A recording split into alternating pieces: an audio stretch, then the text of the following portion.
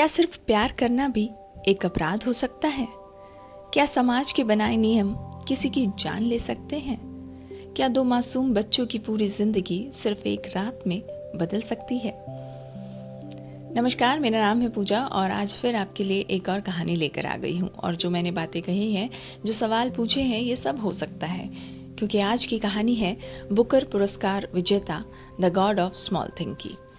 एक ऐसी कहानी जो आपका दिल तोड़ देगी। तो चलिए कहानी सुनते हैं।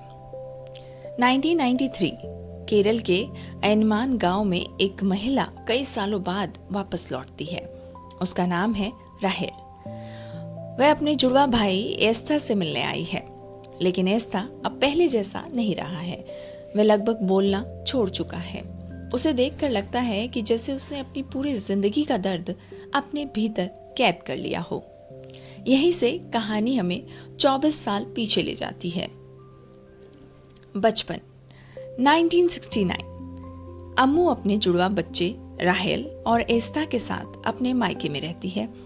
उसने अपने शराबी पति को छोड़ दिया था, लेकिन उस समय भी सोसाइटी में तलाकशुदा औरतों को सम्मान नहीं मिलता था। घर में भी अम्मू को हमेशा ताने सुनने पड़ते थे।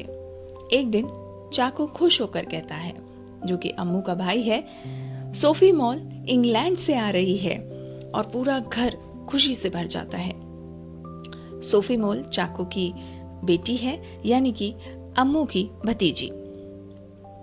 अब यहीं से कहानी में वेलुथा की एंट्री होती है। इसी गांव में रहता था वेलुथा। वह एक दलित परिवार से था, लेकिन उसके हाथों में ऐसा हुनर था कि लोग उसकी बनाई हर चीज की तारीफ करते थे। राहेल और एस्था उसे अपना सबसे अच्छा दोस्त मानते थे। वेलुथा भी दोनों बच्चों से बहुत प्यार करता था और धीरे धीरे अम्मू और वेलुथा एक दूसरे के करीब आने लगे थे। एक रात नदी के किनारे वेलुथा धीरे से कहता है, काश हम इस समाज से दूर कहीं नई जिंदगी शुरू कर पाते। अम्मू मुस्कुराती है, लेकिन उसकी आंखों में डर साफ दिखाई देता है। हमारा प्यार समाज कभी स्वीकार नहीं करेगा, ये दोनों जानते थे। उनका प्यार ही उनकी सबसे बड़ी गलती मानी जाएगी।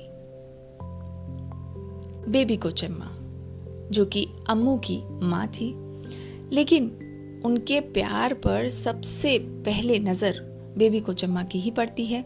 वे गुस्से से भर उठती है। एक दलित लड़का हमारे परिवार की औरत से प्यार करे, ये कभी नहीं हो सकता है। उसी पल उसने तय किया कि वेलुथा की जिंदगी वो बर्बाद कर कर रहेगी। उसकी हिम्मत कैसे हुई कि हमारे घर की लड़की से वो प्यार करे? और उसके बाद सबसे दुखद रात आती है। उसी रात राहेल, एस्था और सोफी मॉल तीनों नाव में बैठकर नदी पार करने निकल पड़ते हैं। अचानक तेज हवा चलने लगती है। नदी का बहाव बढ़ जाता है और नाव पलट गई होती है।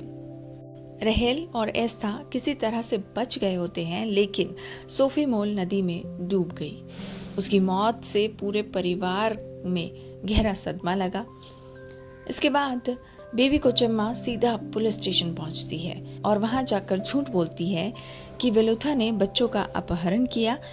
ये सब घटना उसी रात की है जब अम्मू वेलुथा से मिलने एक पुरानी हवेली में जाती है, और जब वो वापस घर आती है तो बेबी कोचम्मा को बहुत गुस्सा आता है और वो सोचती है कि अब वेलुथा को तो सबक सिखाना होगा, और इसी के तहत वो एक साजिश रचती है।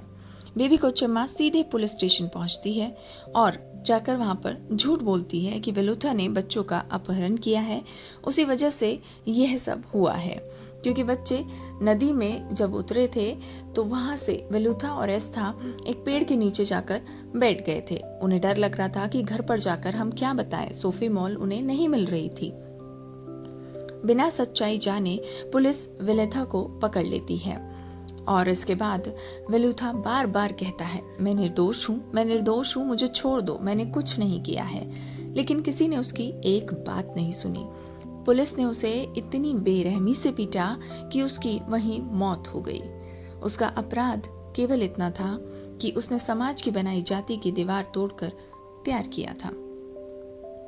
बेबी कोचम्मा छोटे से एस्था को धमकी देती है कि अगर तुमने सच बोला तो तुम्हारी माँ जेल चली जाएगी। बच्चे डर जाते हैं और डरा हुआ बच्चा झूठ बोल देता है। उसी दिन के बाद वह कभी पहले जैसे नहीं रहा। उसकी आवाज, उसकी हंसी सब खो गई, मानो जैसे उसे एक सदमा सा लग गया हो।